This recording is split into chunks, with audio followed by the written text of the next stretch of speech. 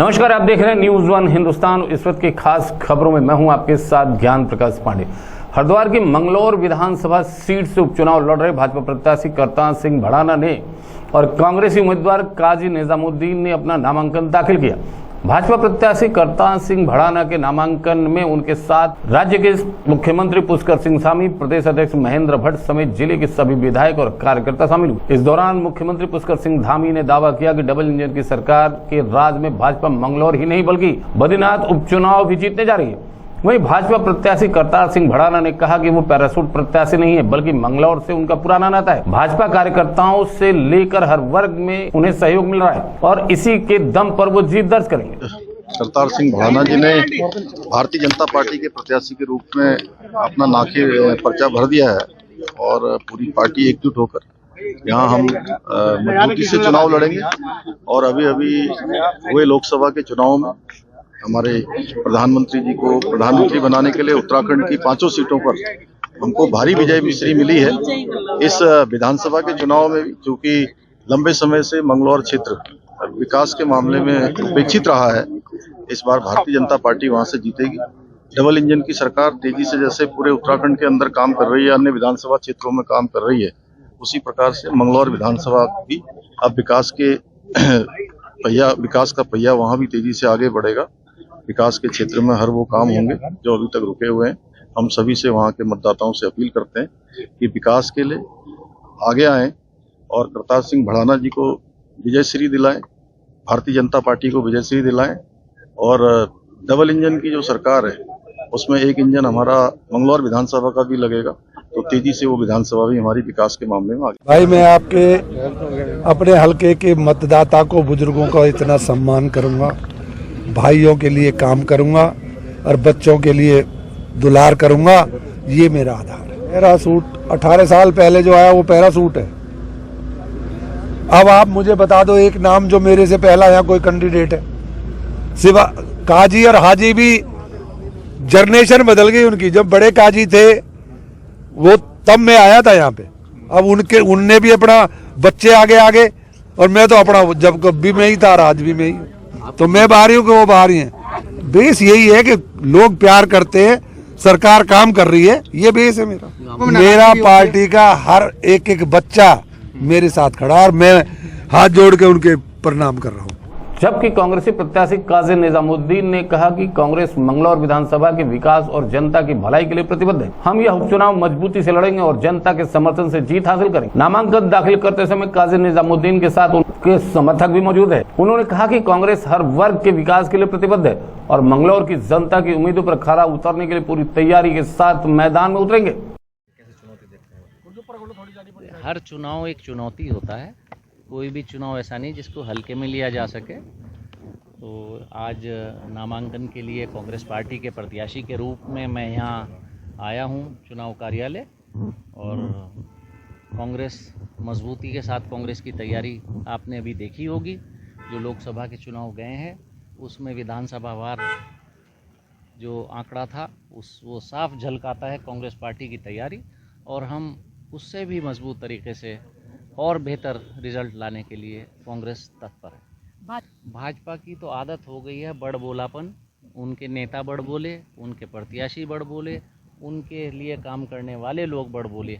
वो तो उत्तराखंड में भी अब के पार 60 पार, अब की बार 400 पार हर बार, और मंगलौर विधानसभा इसमें हरिद्वार लोकसभा में अब की बार 5 लाख पार, और जाने क्या क्या कहते थे। तो ये कहिएगा कि आपके तो नारे हमेशा खोखले थे और आइंदा भी खोखले ही साबित होंगे। आपके चुनाव में ये बाई इलेक्शन है, सरकार स्थिर है। इस चुनाव से सरकार की सेहत पर कोई फ़र्क नहीं पड़ेगा, लेकिन हमारे 18 विधायक हैं विधानसभा में। 18 विधायकों में एक सशक्त विपक्ष के रूप में काम कर रहे हैं। उसको और सशक्त बनाने के लिए 19वां मंगलौर, 20वां बद्रीनाथ विधायक की भी ज़रूरत है। तो हम एक सशक्त विपक्ष के रूप में काम करेंगे।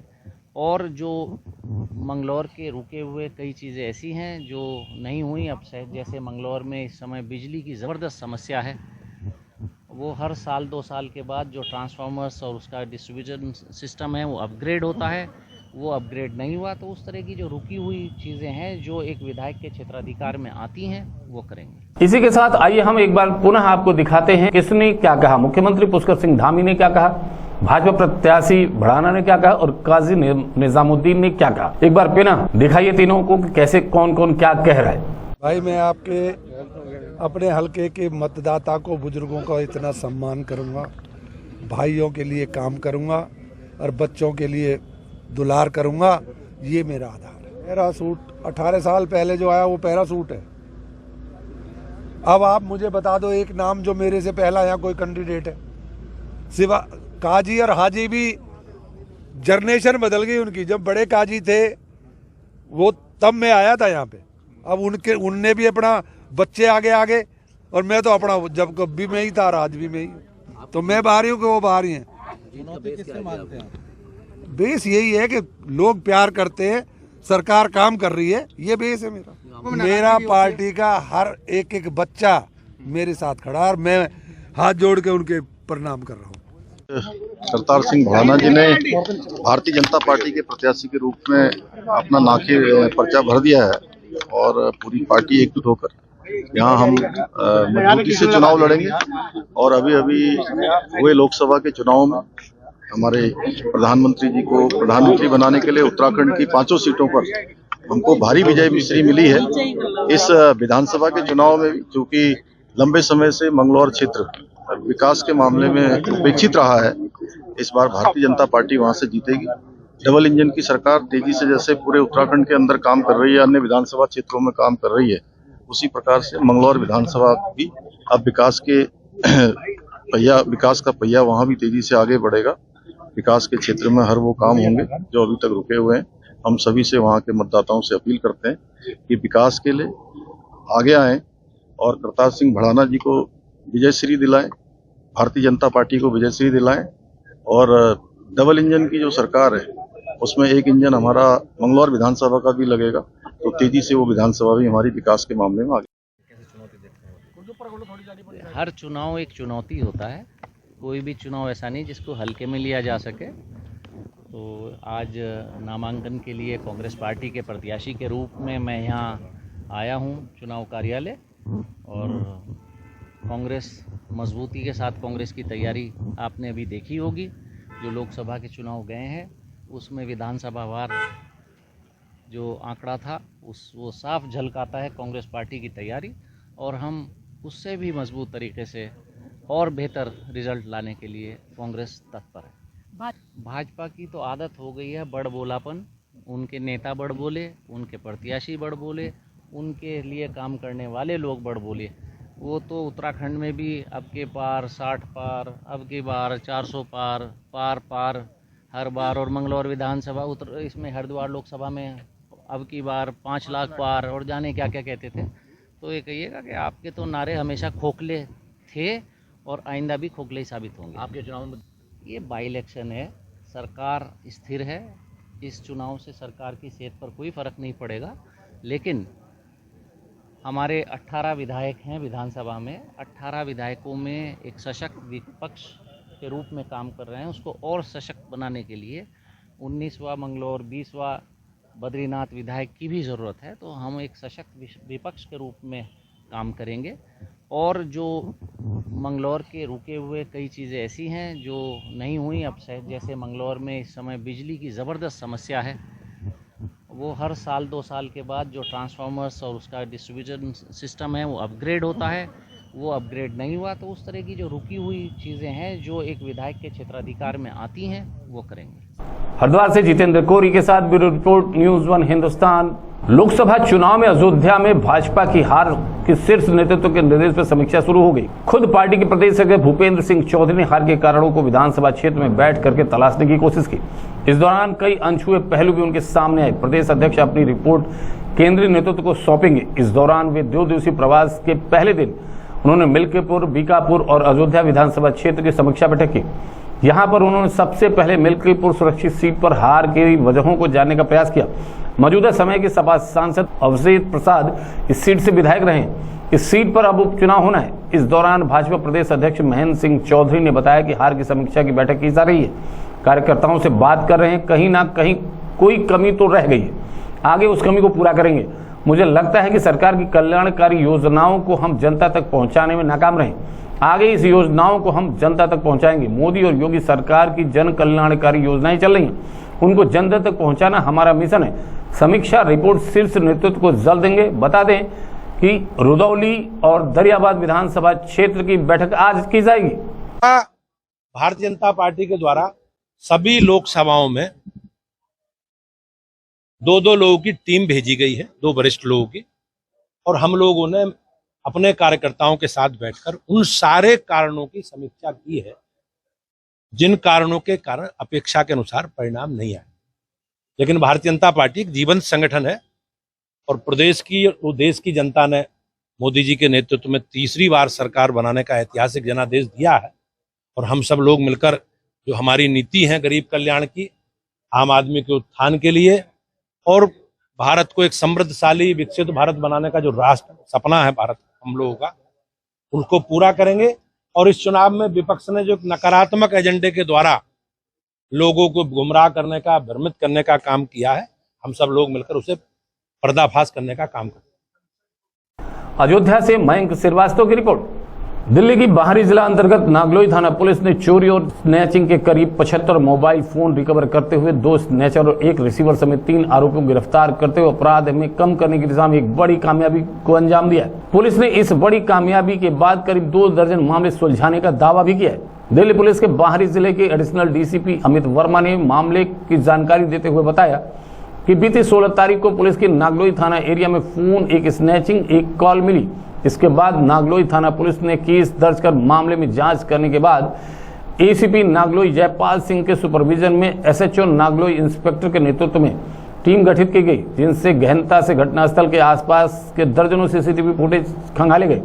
इसके बाद आरोपियों के दोपहिया वाहन के नंबर की पहचान सीसीटीवी से होने के बाद पुलिस ने नंबर के आधार पर 2 आरोपियों को धर दबोचा। पकड़े गए आरोपियों की राहुल और अभय के रूप में पहचान हुई है, जिन्होंने नागलोई के राव बिहार में गिरफ्तार किए गए। पकड़े गए स्नेचर वैसे तो पढ़े लिखे ग्रेजुएट हैं, लेकिन दोनों ही नशे के आदी हैं और अपनी नशे की लत को पूरा करने के लिए फोन स्नैचिंग की वारदात को अंजाम दिया करते थे। नरेंद्र नाम के व्यक्ति की कॉल आती है कि उनका मोबाइल फोन स्नैच हो गया है और ये घटना सूरजमल स्टेडियम के सामने घटित होती है। और इसके बाद पुलिस अपनी तफ्तीश का काम स्टार्ट करती है एफआईआर लेकर के उचित धाराओं में, और सीसीटीवी एनालिसिस करने के बाद फुटेज को देखते हुए स्कूटी जो यूज हुई उस क्राइम में उसको उसके नंबर चेस करते हुए, उसके ओनर तक पहुंचते हुए, सारी चीजों को लोकल इंटेलिजेंस को गैदर करते हुए सारों को मिला करके हमने 2 अक्यूज्ड को 17 तारीख को नेक्स्ट डे पकड़ा। ये राहुल और अभय हैं, दोनों अक्यूज्ड, जो कि नांगलोई के राव विहार से पकड़े गए और इनसे हमको 75 मोबाइल्स रिकवर हुए। इनके इंस्टेंस पे हमने जहां ये बेचते थे, जिसको देते थे, जो इनका एक तरीके से बायर था, उसको भी हमने गिरफ्तार किया, अंकित, जो कि सुल्तानपुरी में इनका मोबाइल रिसीव करता था, सारे मोबाइल वही खरीदता था और सस्ते दामों में वो लेबर्स वगैरह को बेच दिया करता था।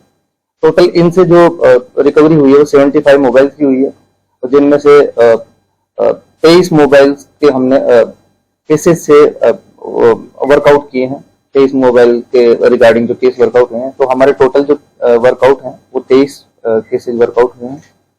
और ये दोनों ही पढ़े लिखे हैं, राहुल एंड अभय, लेकिन शुरू से ही ड्रग अब्यूज करते हैं, ड्रग्स का यूज करते हैं, तो इस क्राइम में इन्वॉल्व हैं।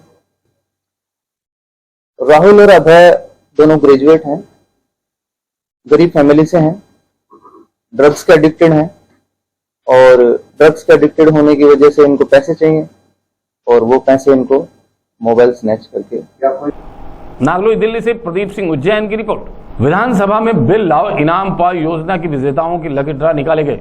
बिल लाओ इनाम पाओ योजना के तहत 1500 विजेताओं, जिनमें 500 विजेताओं को स्मार्टफोन, 500 विजेताओं को स्मार्ट वॉच और 500 विजेताओं को ईयरफोन वितरित किए गए। उपभोक्ताओं को बिल देने के संबंध में जागरूक करने के उद्देश्य से संचालित बिल लाओ इनाम पाओ योजना को लेकर प्रदेश के वित्त मंत्री प्रेमचंद अग्रवाल ने कहा कि उत्तराखंड में योजना सफल रही। अब देश के अन्य राज्यों में भी इस योजना को लागू करने का विचार किया जा रहा है। इस योजना के तहत अब तक कुल रजिस्टर्ड उपभोक्ताओं की संख्या 86,905 रही है। कुल अपलोड हुए बिलों की संख्या 6,39,057 है तथा बिलों का मूल्य 269 करोड़ रुपए है। आपको बता दें कि 1 सितंबर 2022 को योजना लागू की गई, जो 31 मार्च 2024 को समाप्त होगी। इस योजना के तहत प्रत्येक माह ब्लिप ऐप के क्रय सामग्री के बिल अपलोड करने वाले उपभोक्ताओं को लकी ड्रा के माध्यम से समय समय पर चयन कर इनाम वितरित किए गए।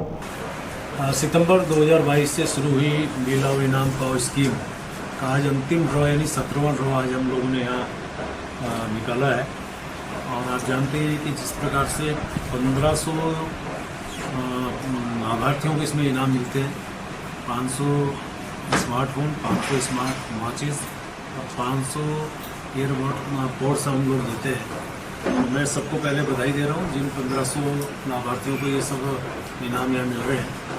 और खुशी की बात यह है कि अभी तक हमारे इस पूरी स्कीम में 86,905 उपभोक्ताओं का रजिस्ट्रेशन हुआ, यानी वो रजिस्टर्ड उपभोक्ता हमारे यहाँ है। और 6,39,057 बिल अपलोड हुए और जिसके जो बिल मूल्य है लगभग 272 करोड़ के लगभग है। यानी कि हमें हर दृष्टि से इसमें लाभ हुआ। और मैं देख रहा हूँ कि बहुत से लोगों ने, बहुत बड़ी संख्या में लोगों ने बिल अपलोड किए हैं। अब जैसे टिहरी के मुकेश रावत हैं, उन्होंने 286 बिल अपलोड किए। ऐसे ही रविंद्र हैं टिहरी के, उन्होंने 215 बिल अपलोड किए। और प्रदीप खरोला हैं देहरादून के, उन्होंने 185 बिल अपलोड किए। यानी कि ये जागरूकता की एक निशानी है जो उपभोक्ताओं ने इतनी बड़ी संख्या में एक महीने के अंदर बिल अपलोड किए। मैं उन सबको बहुत धन्यवाद दे रहा हूँ। और आज सभी जितने मेरे उपभोक्ता हैं, जिन लोगों ने इसमें पार्टिसिपेशन किया, मैं उन सभी का बहुत आभार व्यक्त कर रहा हूँ। अपने विभाग का बहुत धन्यवाद दे रहा हूँ। Bureau report news 1 Hindustan, Dehradun.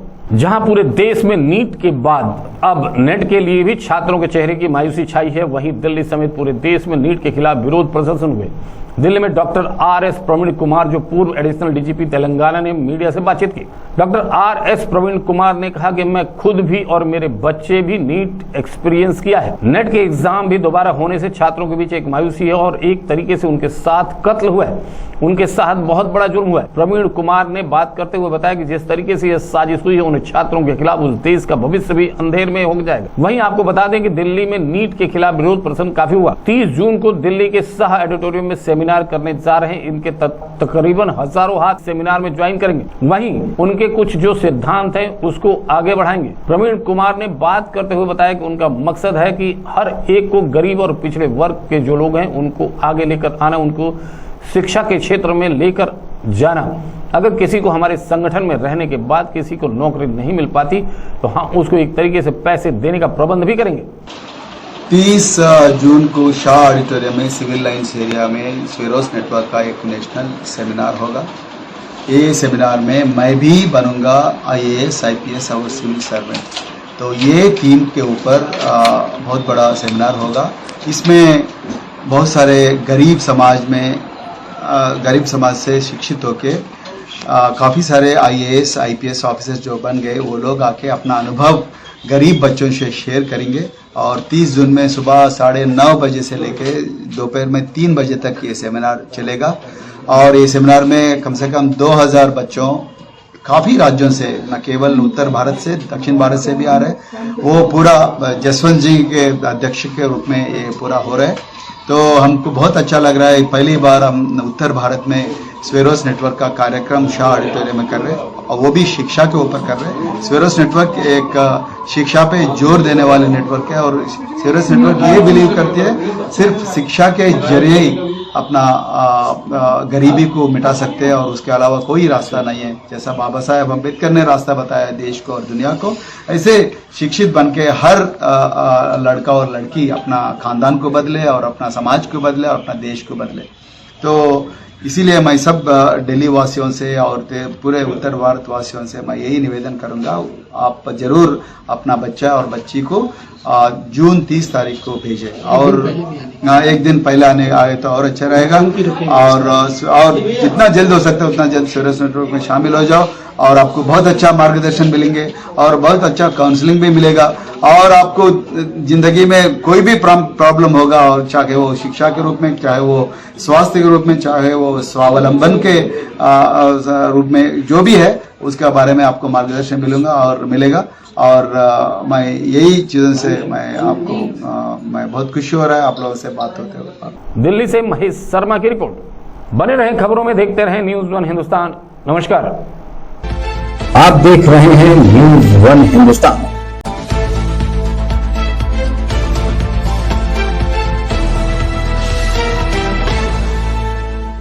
नमस्कार, आप देख रहे हैं न्यूज़ वन हिंदुस्तान और इस वक्त के खास खबरों में मैं हूं आपके साथ ज्ञान प्रकाश पांडे। दिल्ली के मुख्यमंत्री अरविंद केजरीवाल को बड़ी राहत मिली।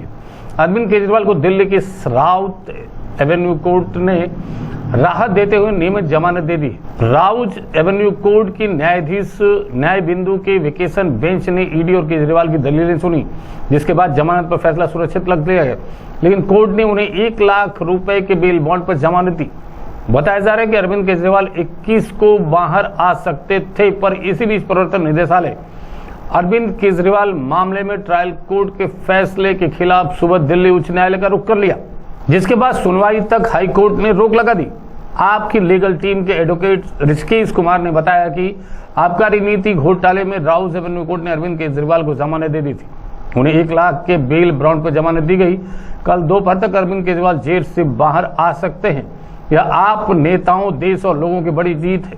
राउज एवेन्यू कोर्ट में लिकर पॉलिसी के मामले में माननीय चीफ मिनिस्टर अरविंद केजरीवाल जी को बेल ग्रांट कर दी गई है।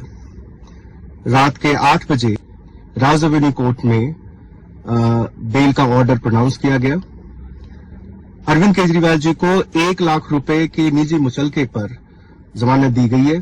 कल सुबह जमानत की कार्रवाई पूरी की जाएगी और कल दोपहर बाद अरविंद केजरीवाल जी जेल से बाहर आ जाएंगे। दिल्ली के मुख्यमंत्री अरविंद केजरीवाल की जमानत की खबर मिलते ही आप पार्टी में खुशी की लहर दौड़ गई। केजरीवाल के घर के बाहर ढोल नगाड़ों के साथ पटाखों की आवाज से पूरा माहौल गूंज उठा। इस मौके पर आपके कई नेताओं ने अपनी प्रतिक्रिया भी दी। राउज एवेन्यू कोर्ट द्वारा दिल्ली के सीएम केजरीवाल को जमानत दिए जाने के बाद आप सांसद संजय सिंह का कहना है, ऐसे समय में अरविंद केजरीवाल का जेल से बाहर आना लोकतंत्र को मजबूत करने वाला है। यह दिल्ली के लोगों के लिए अच्छी खबर है। ईडी के अब तक के बयान झूठ आधारित थे। यह केजरीवाल को फंसाने के लिए बनाया गया आधारहीन फर्जी मामला है। इसके दौर से गुजर रही है, संकट के दौर से गुजर रही है। एक ऐसे समय में जब देश के अंदर एक जनादेश आया है इस सरकार के खिलाफ, मौजूदा सरकार के खिलाफ, तो मुझे लगता है कि अरविंद केजरीवाल का ऐसे वक्त में बाहर आना लोकतंत्र को मजबूती देगा और दिल्ली की जनता के लिए, देश की जनता के लिए आज बहुत खुशी का दिन है, बहुत बड़ी खबर है। हम सब लोग उत्साहित हैं इस खबर को सुन के, और मैं माननीय न्यायालय का जो फैसला आया है उसको सर झुका के नमन करता हूं। बहुत बड़ा फैसला उन्होंने दिया है। अरविंद केजरीवाल को जमानत दिए जाने के बाद दिल्ली के मंत्री और आप नेता सौरभ भारद्वाज ने कहा, राउज एवेन्यू कोर्ट के द्वारा सीएम अरविंद केजरीवाल को जमानत देना पूरे देश के लिए एक मील का पत्थर है। यह फैसला हमारा कानून व्यवस्था में एक बड़ा उदाहरण बनेगा। पीएमएमएलए में ज्यादातर लोगों को सुनवाई कोर्ट से ही राहत मिलती है। आमतौर पर निचली अदालतें कभी राहत नहीं देती, तो जाहिर है कि केंद्र सरकार के पास इस मामले में कोई सबूत नहीं है। मुख्यमंत्री अरविंद केजरीवाल जी की एक लोअर कोर्ट यानी कि राउज एवेन्यू कोर्ट से जमानत मिलना, मुझे लगता है न सिर्फ दिल्ली और आम आदमी पार्टी के लिए, पूरे देश के लिए एक मील का पत्थर साबित होगी। हमारी पूरी न्याय व्यवस्था के अंदर ये फैसला एक बहुत बड़ी मिसाल बनेगा। उसका बड़ा कारण ये है कि पीएमएलए के मामलों में अक्सर ये देखा जा रहा था कि कोई भी राहत अगर किसी को मिलती है तो लोअर कोर्ट से नहीं, हाई कोर्ट से नहीं, सुप्रीम कोर्ट में जाके कोई राहत मिलती है। हालांकि न्याय व्यवस्था के अंदर न्याय संगत फैसले कोई भी कोर्ट दे सकता है, मगर देखा जा रहा था कि लोअर कोर्ट्स में अक्सर कोई राहत देने को लेकर एक हिचकिचाहट थी।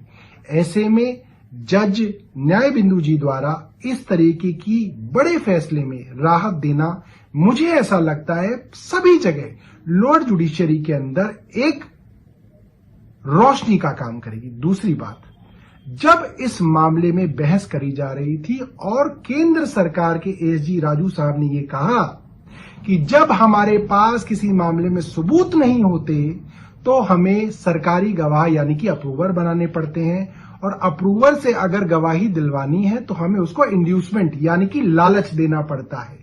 इससे ये बात पूरे हिंदुस्तान को और मुझे लगता है कोर्ट को साफ हो गई कि इस मामले में कोई भी सबूत केंद्र सरकार के पास नहीं है। केजरीवाल की जमानत पर आपकी राष्ट्रीय प्रवक्ता प्रियंका कक्कड़ का कहना है कि यह मामला पूरी तरीके से फर्जी है। पूरा मामला बीजेपी कार्यालय में लिखा गया। हम कोर्ट के बहुत बड़े आभारी हैं, उन्होंने जमानत दे दी। ऐतिहासिक फैसला बताया। PMLA मामले में निर्धारित जमानत किसी वरी होने से कम नहीं है।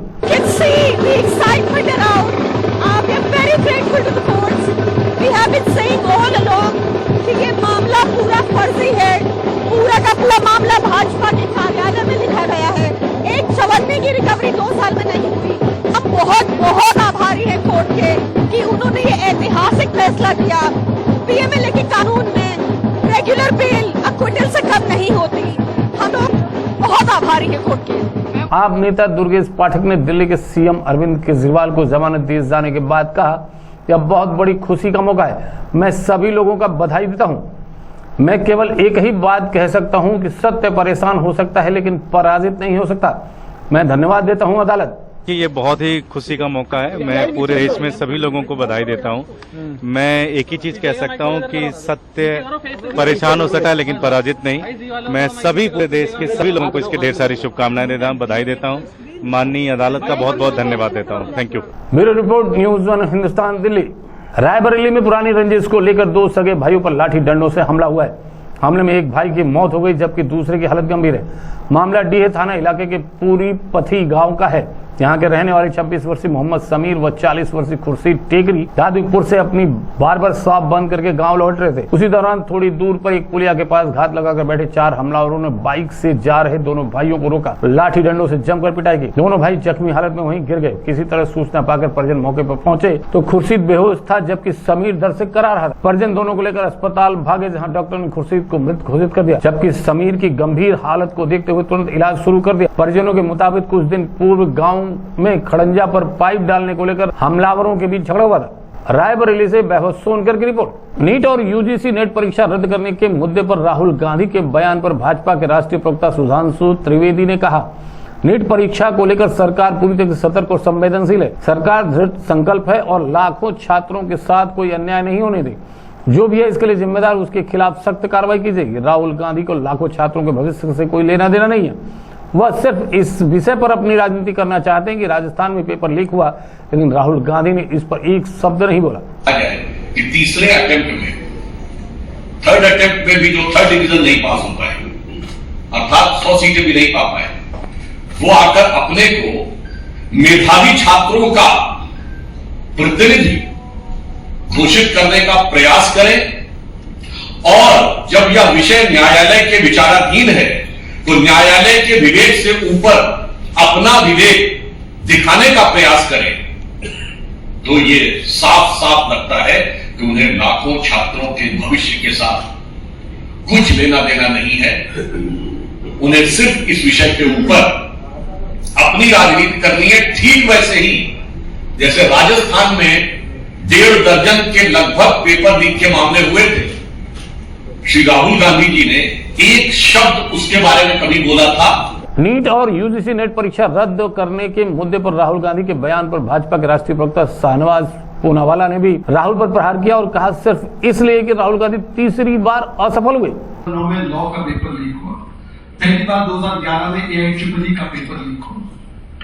ये हर साल पेपर लीक होने की जो प्रथा चलती थी और अनेकों स्ट्रीम्स की, वहां से हटकर आज हम ऐसी व्यवस्था में आए 2014, 15, 16 के बाद, जहां पर मल्टीपल एजेंसीज मल्टीपल पेपर जहां कराती थी, बड़े विनम्रता से मैं कहना चाहता हूं, जिसमें कोई अकाउंटेबिलिटी नहीं होती थी, उसको स्ट्रीमलाइन करके एक प्रयास किया गया कि जो एग्जामिनेशंस है वो स्ट्रीमलाइन तरीके से उसकी अकाउंटेबिलिटी। पिछले वर्ष भी 1,30,00,000 स्टूडेंट्स ने अलग अलग परीक्षाएं दी। इस वर्ष भी 80 लाख स्टूडेंट्स लगभग ने अलग अलग परीक्षाएं दी। हमने देखा है कि किस प्रकार से सरकार के अनेकों प्रयासों से, ईमानदार प्रयासों से एक्सेस टू एग्जामिनेशन बढ़ा है, क्योंकि रूरल सेंटर्स खोले गए, सेमी अर्बन एरिया में सेंटर खोले गए, गांव तक एग्जामिनेशन देने की व्यवस्था बनी। ये प्रयास लगातार किया गया। Bureau report, news one Hindustan, Delhi. Raebareli के मोतीलाल नेहरू स्टेडियम में 10वां अंतर्राष्ट्रीय योग दिवस के रूप में जोश व उत्साह के साथ मनाया गया। कार्यक्रम के मुख्य अतिथि व रायबरेली प्रभारी मंत्री प्रतिभा शुक्ला ने दीप प्रज्वलित करके कार्यक्रम का शुभारंभ किया। इस मौके पर जिले के नोडल अधिकारी पिंकी जोयल के साथ जिलाधिकारी हर्षिता माथुर व पुलिस अधीक्षक अभिषेक अग्रवाल सहित जनपद के सभी अधिकारियों सहित सामाजिक संगठन के सैकड़ों लोगों एक साथ योग करके शरीर को निरोगी व स्वस्थ रखने का संदेश दिया। प्रभारी मंत्री प्रतिभा शुक्ला ने बताया कि प्रधानमंत्री ने पूरी दुनिया में जिस तरह योग को पहचान दिलाई है वह निश्चित भारत के लिए गर्व का विषय है। आज 10वां अंतर्राष्ट्रीय योग दिवस है और इसमें हम ये जरूर कहना चाहते हैं कि योग करने से मन और तन दोनों प्रसन्न रहते हैं। योग युग शब्द से बना है, जिसका मतलब ये होता है कि हमारा आत्मा और शारीरिक शक्तियों के साथ मिलन, और योग करने से हम दोनों लोगों को स्वस्थ रख सकते हैं और योग हमें प्रतिदिन करना चाहिए। आज के दिन 2014 में प्रधानमंत्री जी ने अंतर्राष्ट्रीय सभी युद्धों से कहा कि हम लोग इसको अंतर्राष्ट्रीय दिवस के रूप में मनाएं। सभी ने इस बात को माना और 21 तारीख को योग दिवस, अंतर्राष्ट्रीय योग दिवस के रूप में से मनाया जाता है। वहीं आज की भाग दौड़ भरी जिंदगी व बदलते मौसम, दूषित वातावरण के बीच शरीर को कैसे निरोगी व स्वस्थ रखा जाए, इसके लिए योग से बढ़कर कोई दूसरा माध्यम नहीं। हमारे देश में पुराने ऋषि मुनि योग के माध्यम से अपने शरीर को सैकड़ों वर्षों तक निरोगी व स्वस्थ रखते थे।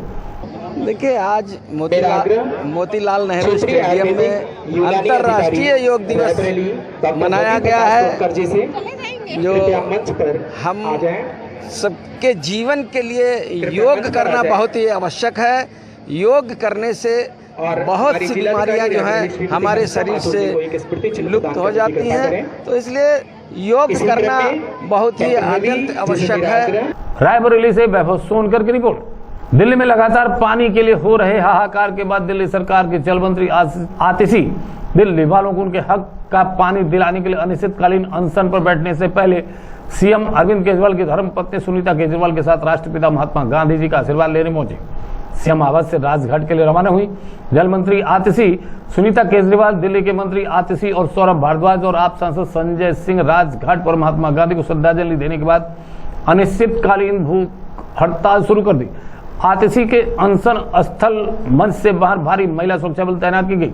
दिल्ली के सीएम अरविंद केजरीवाल की पत्नी सुनीता केजरीवाल ने कहा, केजरीवाल कहते हैं कि जब मैं टीवी पर देखती हूं कि दिल्ली के लोग पानी की कमी से किस तरह परेशान हैं, तो मुझे बहुत दुख होता है। मुझे उम्मीद है कि आतिशी की तपस्या सफल होगी और दिल्ली के लोगों को राहत मिलेगी।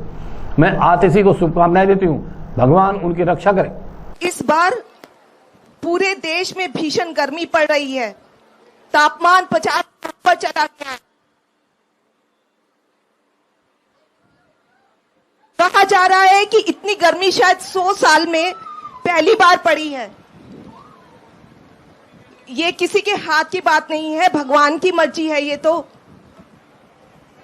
पर ऐसे मौके पर एक इंसान को दूसरे इंसान की मदद करनी चाहिए। आपस में मिलकर समस्या को तो कम कर ही सकते हैं। वैसे हमारी संस्कृति भी रही है कि लोग गर्मियों में प्यासे लोगों के लिए फ्री पानी पिलवाते हैं। फ्री पानी पिलवाने से बहुत पुण्य मिलता है, आप सब मानते हैं ये सब बात। लेकिन दिल्ली को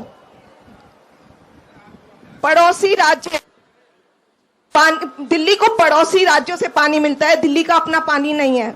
या कहीं देश के हिस्से में किसी में भी बाढ़ आती है तो हम सब ये नहीं देखते कि ये किस पार्टी की सरकार है। पूरा देश वहां के पीड़ित लोगों की राहत जुटाने में लग जाता है। तभी तो हम एक देश हैं। वे ये दिल्ली के प्यासे लोगों के लिए कर रही हैं। केजरीवाल जी का जेल में मैं जब टीवी पे देखता हूं कि किस तरह से पानी की कमी से दिल्ली वालों को बेहद तकलीफ हो रही है, तो यहाँ मुझे बहुत पीड़ा होती है। मैं उम्मीद करता हूँ कि आतिशी जी की तपस्या सफल होगी। Bureau report, news one Hindustan, Delhi. बने रहे खबरों में, देखते रहे न्यूज़ वन हिंदुस्तान। नमस्कार। आप देख रहे हैं न्यूज़ वन हिंदुस्तान।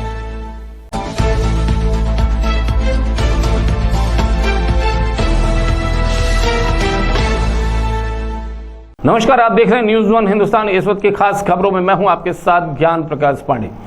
राजधानी देहरादून के थाना रायपुर इलाके में गोलीकांड के मामले को लेकर स्थानीय लोगों में खासा आक्रोश देखा जा रहा है। रायपुर क्षेत्र के 6 नंबर पुलिया चौक के पास परिजनों के साथ स्थानीय लोगों और कई सामाजिक कार्यकर्ताओं ने धरना प्रदर्शन किया। प्रदर्शनकारियों ने जमकर नारेबाजी की और आरोपियों के खिलाफ सख्त कार्रवाई की मांग की। विरोध प्रदर्शन को लेकर प्रदर्शनकारियों और पुलिस जवानों में जमकर धक्का मुक्की भी हुई। प्रदर्शनकारी मोहित डिमरी के साथ में कई प्रदर्शनकारियों को पुलिस ने अपनी हिरासत में ले लिया। प्रदर्शनकारी मोहित डिमरी का कहना है कि रवि बड़ोला को इंसाफ दिलाने के लिए शांतिपूर्ण तरीके से प्रदर्शन कर रहे हैं, मगर पुलिस ने उन्हें हिरासत में ले लिया। उन्होंने आरोपियों के खिलाफ सख्त कार्रवाई की मांग की। आज हम रवि बड़ोला को न्याय दिलाने और अपराधियों के आतंक के खिलाफ देहरादून के 6 नंबर पुलिया पर शांतिपूर्ण तरीके से आंदोलन कर रहे थे।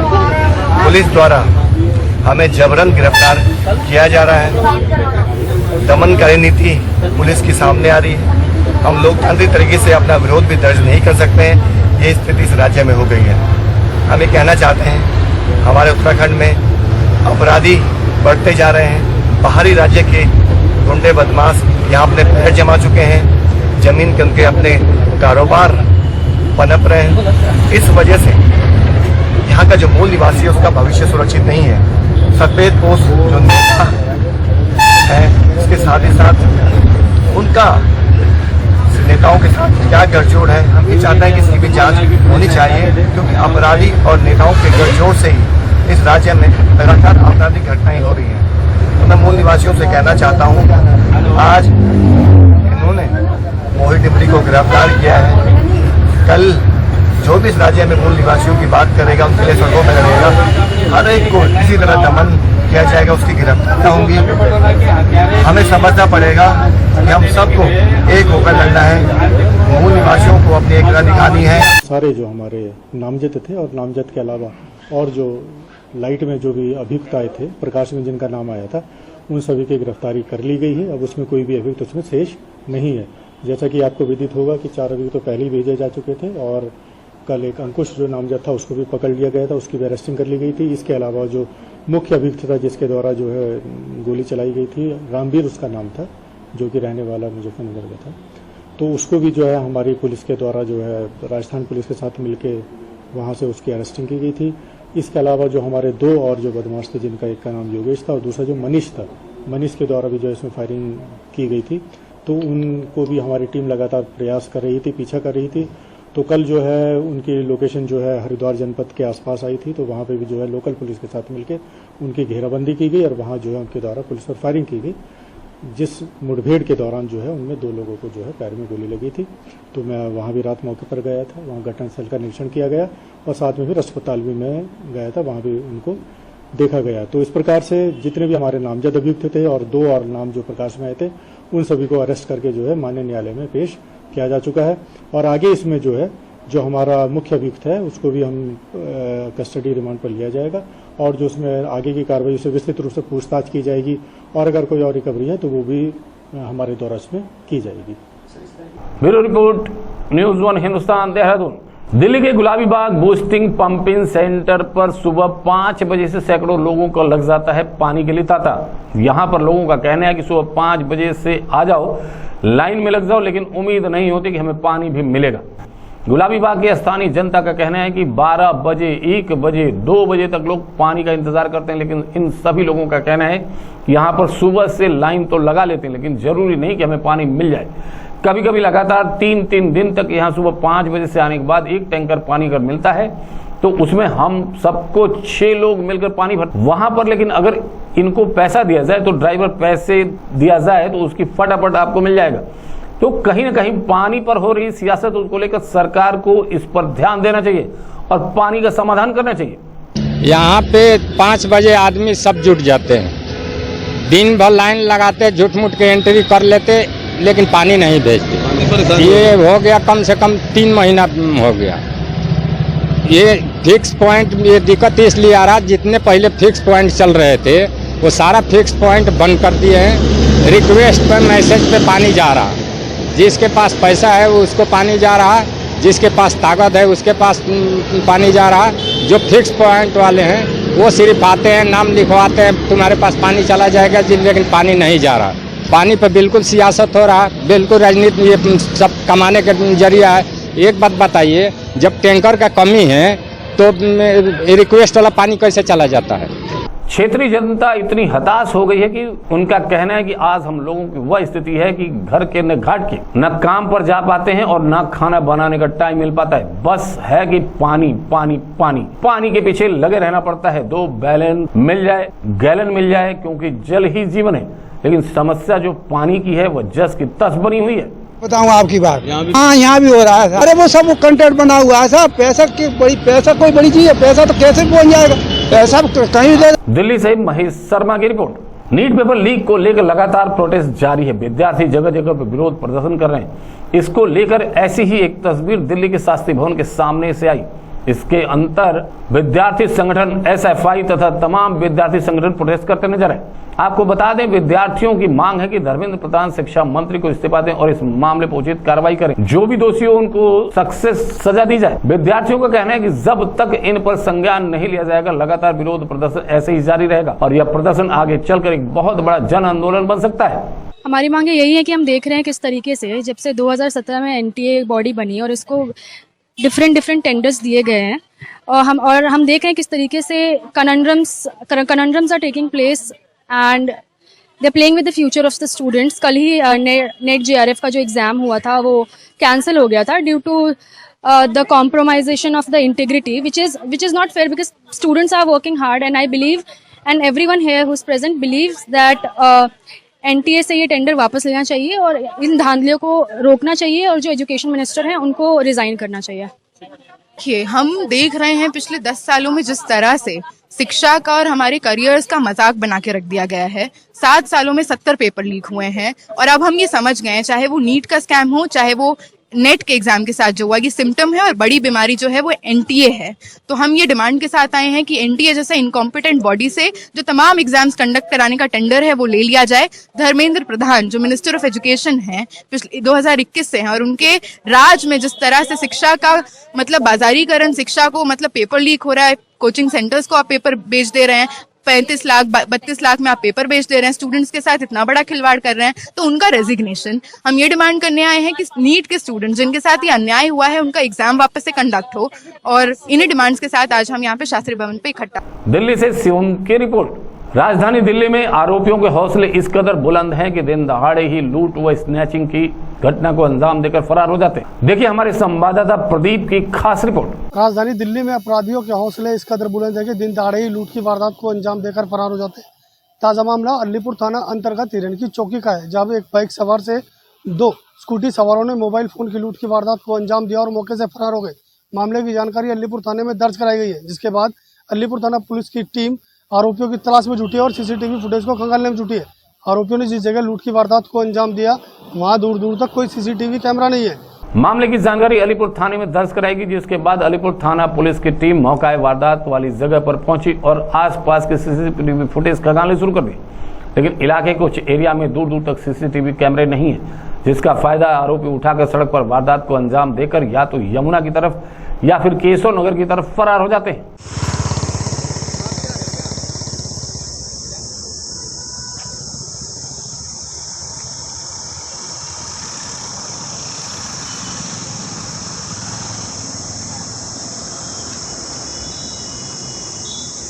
फिलहाल इस मामले को लेकर एसएचओ अलीपुर ने कई टीमों का गठन किया है। गठित टीम में आसपास के इलाके में छानबीन कर रही है ताकि लूट करने वाले आरोपियों का पता लग सके।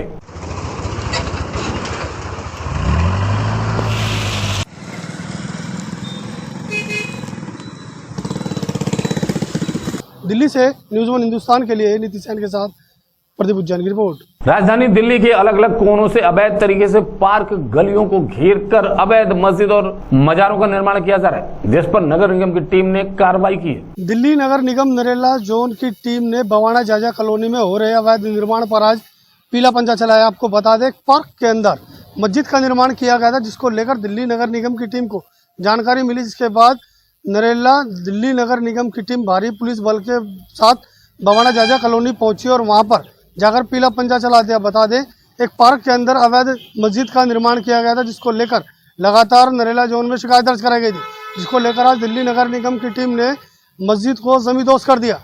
बवाना जेजे कॉलोनी घनी मुस्लिम आबादी वाला इलाका है, जिसको देखते हुए दिल्ली नगर निगम के अधिकारियों ने दिल्ली पुलिस के साथ अर्धसैनिक बल का भी वहां पर तैनाती की, जिसके बाद दिल्ली नगर निगम के कर्मचारी व अधिकारी मौके वाली जगह पर पहुंचे और अवैध मस्जिद को डिमोलिश करने का काम किया।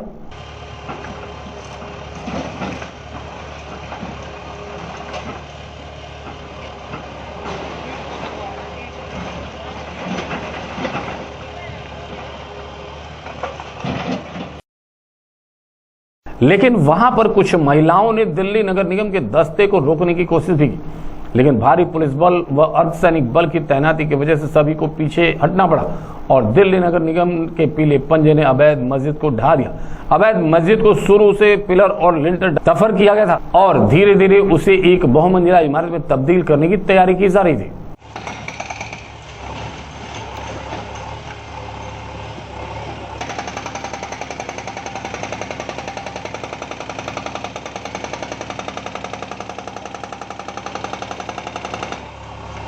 दिल्ली से न्यूज़ 1 हिंदुस्तान के लिए नीति सैन के साथ प्रदीप उज्जैन की रिपोर्ट। बने रहे खबरों में, देखते रहे न्यूज़ 1 हिंदुस्तान। नमस्कार। आप देख रहे हैं न्यूज़ 1 हिंदुस्तान।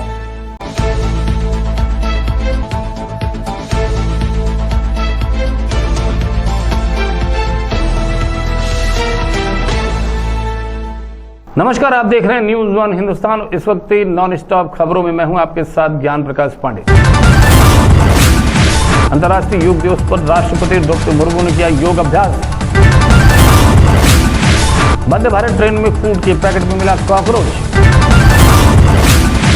क्वांटम यूनिवर्सिटी संस्थान ने 2024 में 90% प्लेसमेंट रिकॉर्ड को रखा बरकरार। 80% छात्रों को मिले शानदार ऑफर। बिग बॉस OTT 2 में करण जौहर के बाद अब Anil Kapoor big boss OTT 3 को संभालते नजर आएंगे। नशे में धुत पाए गए ग्रैमी नामकिन रैपर ट्रेविस स्कॉट को पुलिस ने किया गिरफ्तार। हाईकोर्ट ने केजरीवाल की जमानत पर लगाई रोक। मुंबई में अनुपम खेर के ऑफिस में घुसे चोर, तोड़ा दरवाजा। प्रधानमंत्री नरेंद्र मोदी ने 3300 करोड़ की परियोजनाओं की दी सौगात, कहा जम्मू कश्मीर जल्द बनेगा पूर्ण राज्य। लेदर की जैकेट, बॉब कट, बल और धाकड़ चाल इटली के प्रधानमंत्री। मोनाली का पुराना वीडियो हुआ वायरल। मुजफ्फरनगर के मेडिकल कॉलेज में एक युवक ने लगाया आरोप कि लड़के से लड़की के लिंग में परिवर्तन कराने की कोशिश। हरिद्वार रोड की विकास प्राधिकरण की टीम ने भूपत वाला क्षेत्र हरिद्वार में अवैध निर्माण के विरुद्ध कार्रवाई करते हुए किया सील। उल्लेखनीय है कि स्वामी प्रकाशानंद द्वारा सत्यम विहार कॉलोनी भूपत वाला हरिद्वार में पूर्ण स्वतंत्र मानचित्र के विरुद्ध 2 भूखंडों को मिलाकर निर्माण किया जा रहा था,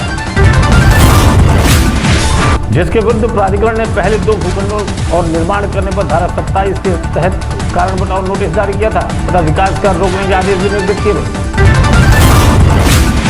परंतु अवैध निर्माणकर्ता ने निर्माण रोकने की बजाय निर्माण कार्य जारी रखा, जिसके फलस्वरूप उक्त अवैध निर्माण को प्राधिकरण ने सील कर दिया। मुख्यमंत्री पुष्कर सिंह धामी ने अधिकारियों को दिए सीमांत क्षेत्र वासियों की समस्याओं के त्वरित निराकरण के निर्देश। सीएम पुष्कर सिंह धामी ने गुंजी में आयुक्त कुमाऊं, जिलाधिकारी पिथौरागढ़ के साथ सेना, ITBP तथा बॉर्डर रोड ऑर्गेनाइजेशन एवं अन्य विभागीय अधिकारियों के साथ सीमांत क्षेत्र विकास से जुड़े विषयों के साथ ही क्षेत्र की विभिन्न समस्याओं पर चर्चा की और सीमांत क्षेत्र विकास से संबंधित योजनाओं के प्रभावी क्रियान्वयन के दिए निर्देश। धामी ने कहा, हमारे सीमांत क्षेत्रवासी भी हमारी सीमाओं के प्रहरी। उन्होंने क्षेत्र के निवासियों की समस्याओं के निराकरण के दिए निर्देश। इससे पूर्व मुख्यमंत्री पुष्कर सिंह धामी की गुंजी पहुंचने पर प्रशासन, सेना, ITBP व बॉर्डर रोड ऑर्गेनाइजेशन के अधिकारियों व स्थानीय जनप्रतिनिधियों ने उनका स्वागत किया। लोकसभा के नवनिर्वाचित सांसद त्रिवेंद्र सिंह रावत ने हरिद्वार में निकाला रोड शो शिव मूर्ति रेल हाईवे स्टेशन, बस अड्डा, पुरानी कचहरी, देवपुरा चौक होते हुए भारत सेवा श्रम संघ पहुंचा। रास्ते में जगह जगह व्यापारियों ने और शहर व्यवसायियों ने नवनिर्वाचित सांसद का फूल माला पहनाकर स्वागत किया। राष्ट्रीय योग दिवस के अवसर पर प्रदेश के मुख्यमंत्री पुष्कर सिंह धामी ने आदि कैलाश पर योग दिवस के अवसर पर आयोजित कार्यक्रम में लिया हिस्सा। इस अवसर पर केंद्रीय सड़क एवं परिवहन राज्य मंत्री अजय टमटा भी सीएम के साथ योग करते नजर आए। प्रभारी अग्निशमन अधिकारी रुड़की के नेतृत्व में चौधरी भगत सिंह इंटर कॉलेज झबरेड़ा में चल रहा है Uttarakhand battalion NCC cadet summer camp 18 से 22 जून तक। पूरे उत्तराखंड से आए एनसीसी छात्रों को विभिन्न प्रशिक्षण कार्यक्रमों के अंतर्गत करीब 570 कैडेट को प्राथमिक उपकरणों एलपीजी गैस से लीकेज होने वाली अग्नि दुर्घटना, बिजली की आग, विभिन्न प्रकार की आग में उनके बचाव के तरीके, प्राथमिक चिकित्सा संबंधी प्रशिक्षण दिया गया। एनसीसी छात्रों एवं छात्राओं द्वारा अग्नि संबंधित प्रश्न पूछे गए जिससे समाधान भी बताया गया। हरिद्वार सप्तऋषि चौकी क्षेत्र अंतर्गत परमार्थ घाट पर डूबे व्यक्ति की खोज जून में जुटी एसडीआरएफ टीम। सीसीआर हरिद्वार द्वारा एसडीआरएफ को सूचित किया गया कि परमार्थ घाट पर एक व्यक्ति नहाने के दौरान डूब गया। आसपास लोगों द्वारा बचाने का प्रयास भी किया गया परंतु व्यक्ति डूब गया। डूबने वाला व्यक्ति नरेश जो कि गुड़गांव हरियाणा का रहने वाला था, अपने अन्य 3 साथियों के साथ हरिद्वार घूमने आया था। एसडीआरएफ टीम व हरिद्वार जल पुलिस के साथ मिलकर सभी संभावित स्थानों पर सर्चिंग की जा रही है। गाजियाबाद पुलिस कमिश्नर अजय कुमार मिश्रा द्वारा चल रही हीट वेव प्रचंड गर्मी के कारण घटित हो रही अग्नि दुर्घटनाओं की रोकथाम के लिए की गई विस्तृत चर्चा। भाजपा के सुधांशु त्रिवेदी ने कहा राहुल गांधी को लाखों छात्रों के भविष्य से कोई लेना देना नहीं, इस विषय पर अपनी राजनीति करना चाहते हैं। अंतर्राष्ट्रीय योग दिवस को लेकर दिल्ली में भाजपा ने कई जगह योग शिविर आयोजित किए जिसमें सभी बड़े नेता व कार्यकर्ता शामिल हुए। देश भर में 21 जून को योग दिवस के रूप में मनाया जाता है। यमुना स्पोर्ट्स कॉम्प्लेक्स में भाजपा दिल्ली प्रदेश अध्यक्ष वीरेंद्र सचदेवा जेपी नड्डा ने भी किया योग। वरिष्ठ भाजपा नेता और रामपुर विधायक सुषमा पाड़ी को सर्वसम्मति से 17वीं उड़ीसा विधानसभा का अध्यक्ष चुना गया। बाराबंकी जिले में ड्यूटी से लौट रही आईएएस अफसर की गाड़ी का बीच बाजार में रोककर पुलिस ने बत्ती और स्कूटर उतरवाया। पुलिस वाले यहीं तक नहीं माने बल्कि उसका वीडियो बनाकर मीडिया में वायरल कर दिया कि देखिए पुलिस को कैसे आईएएस अफसर की बत्ती भी उतरा देती है। पुलिस जब आईएएस अफसर की बत्ती उतार रही थी तब उसमें बैठी IAS Divya Singh joint magistrate Barabanki के रूप में अपना परिचय भी दिया, लेकिन पुलिस ने एक नहीं सुनी। घटना की जानकारी जब जिलाधिकारी को मिली तो वो बेहद नाराज हुए। पुलिस कप्तान ने फौरन ही बत्ती उतारने वाले पुलिस अफसरों को लाइन में हाजिर किया। त्रासदी से पीड़ित तमिलनाडु अभिनेता और तमिल कजगम के अध्यक्ष विजय ने कल्लाकुरिची सरकारी मेडिकल कॉलेज में हुज से की मुलाकात। बने रहें खबरों में, देखते रहें न्यूज़ 1 हिंदुस्तान। नमस्कार। आप देख रहे हैं न्यूज़ 1 हिंदुस्तान।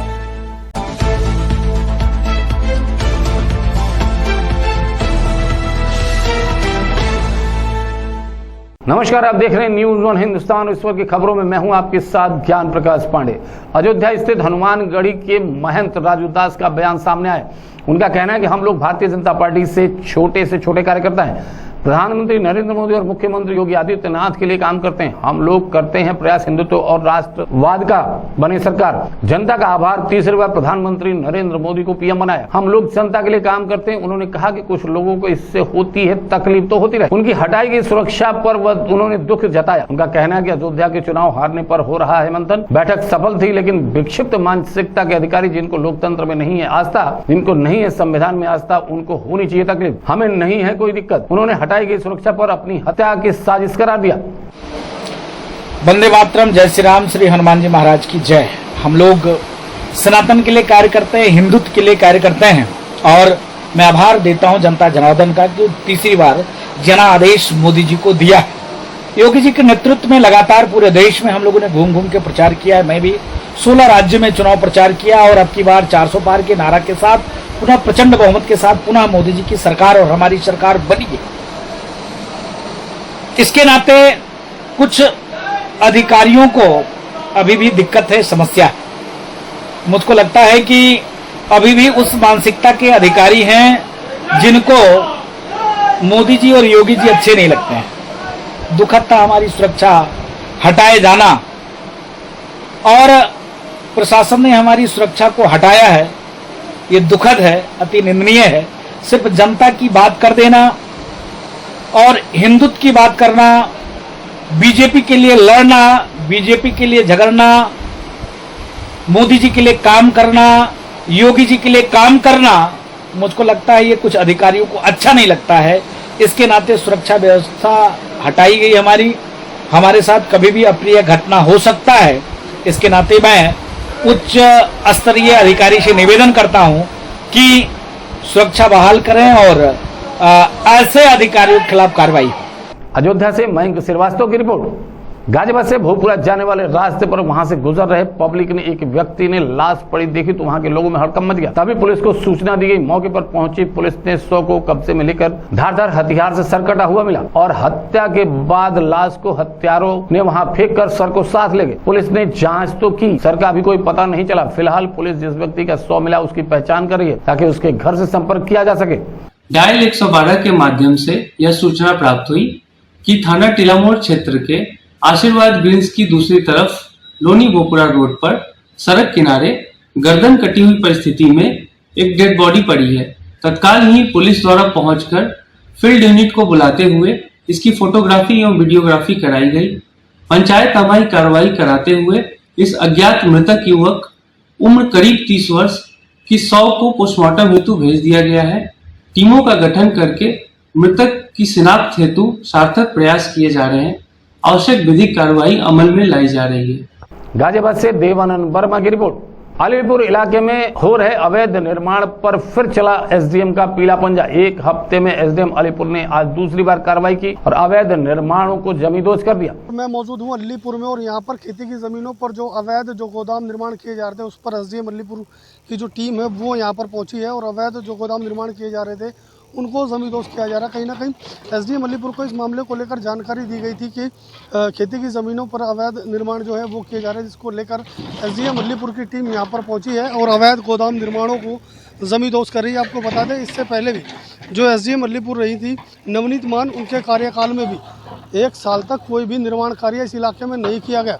लेकिन जैसे ही उनके तबादले की खबर लोगों को लगी उसी दौरान भूमाफिया हैं वो सक्रिय हुए और इलाके में उनके तबादले के नाम पर कंस्ट्रक्शन करना शुरू कर दिया, जिसको लेकर अलीपुर एसडीएम ने कार्यभार संभालते ही इलाके में हो रहे अवैध निर्माणों पर कार्रवाई करनी शुरू कर दी है।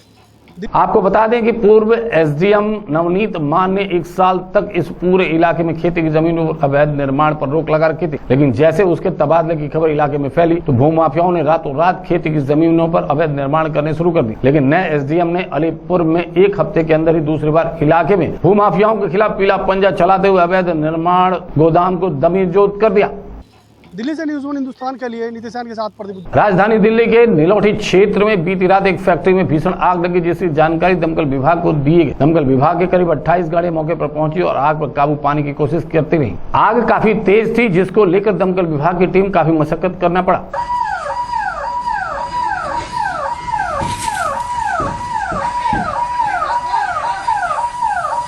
हनुमान धर्मकोटे के पास नीलोठी गांव में बनी हुई दमकल विभाग में मिली जानकारी के मुताबिक अभी तक किसी के हताहत होने की कोई खबर नहीं, लेकिन आग ने भयंकर रूप ले लिया। इसके बाद पूरी फैक्ट्री में अपने पेंट को भी अपने कब्जे में लिया। अभी तक साफ नहीं हो पाया कि किन कारणों से आग लगी। फिलहाल दमकल विभाग की टीम मौके पर है, अपना काम कर रही है।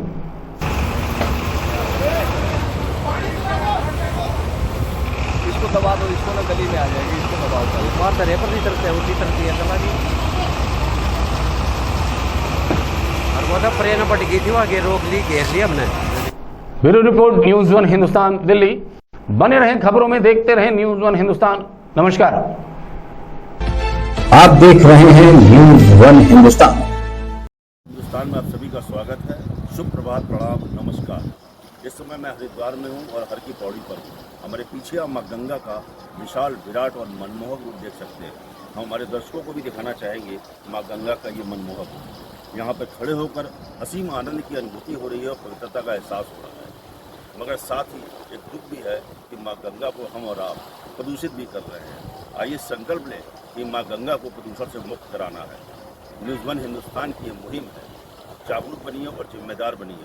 दूसरों को भी जागरूक और जिम्मेदार बनाइए ताकि हम गंगा को प्रदूषण से मुक्त कर सकें। नमस्कार।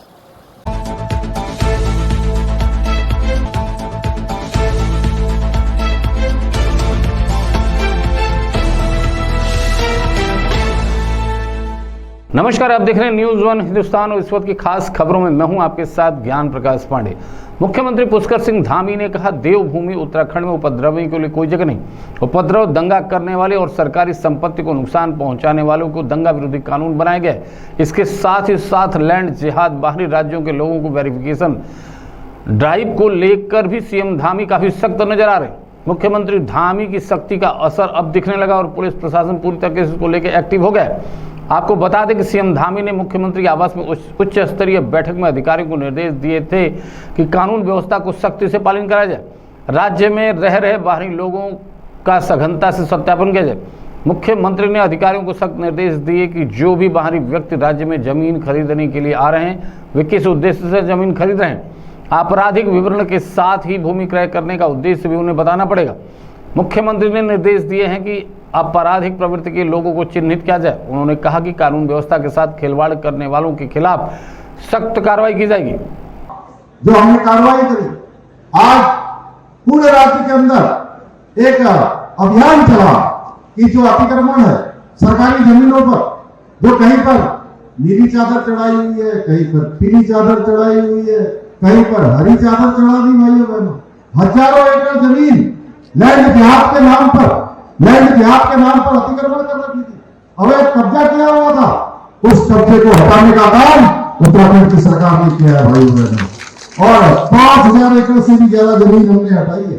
आपने सही कहा, माननीय मुख्यमंत्री जी का स्पष्ट निर्देश है कि बहुत सारे जो लोग बाहरी राज्यों से आपराधिक तत्व अपने प्रदेश में आ जाते हैं, और खास करके यह भी देखा गया कि बहुत सारे जमीन के धंधों में आ जाते हैं, तो उस तरह के जो भी तत्व हैं उनके खिलाफ जो सत्यापन की कार्रवाई है उसको बहुत ही सघनता से की जाए, ये माननीय मुख्यमंत्री जी का निर्देश है। और हम लोग सत्यापन लगातार करते रहे हैं, पिछले सालों में भी कर रहे हैं। पिछले मेरे को ख्याल है कि पिछले साल हमने 3-3.5 लाख के आसपास सत्यापन किए थे, और इसके अभी इस साल भी अगर देखें तो 1.25 लाख के आसपास हमने लोगों का वेरिफिकेशन कर लिया है, जिसमें बहुत सारे लोगों के खिलाफ जो पुलिस एक्ट में चालान और इसे जो भी वैधानिक कार्रवाई होती है वो भी की गई है। लेकिन आपने सही कहा कि कई बारी ये देखने में आया है कि पड़ोसी राज्य के जो आपराधिक तत्व हैं यहाँ आकर के जमीन खरीदने में भी सफल हो जाते हैं। माननीय मुख्यमंत्री जी का स्पष्ट निर्देश है कि इस तरह के लोगों के द्वारा जमीन की जो खरीद फरोख्त है उसको लिमिट किया जाए, और उसमें हमारे राजस्व के जो भी अधिकारी हैं वो लोग भी वर्क कर रहे हैं, और हम लोग भी बहुत ही सघनता से सत्यापन का कार्य चलाने वाले हैं। जितने भी ऑर्गेनाइज क्राइम के क्रिमिनल्स हैं जो ऑर्गेनाइज क्राइम करते हैं, तो उनके लिए हमारा एसटीएफ है, एसटीएफ को हम रीइंफोर्स कर रहे हैं, और एसटीएफ हमारी लगातार कार्य कर रही है, और इस दिशा में हम आगे और अपनी गति में बढ़ रहे हैं। Bureau report, news one Hindustan. NEET paper leak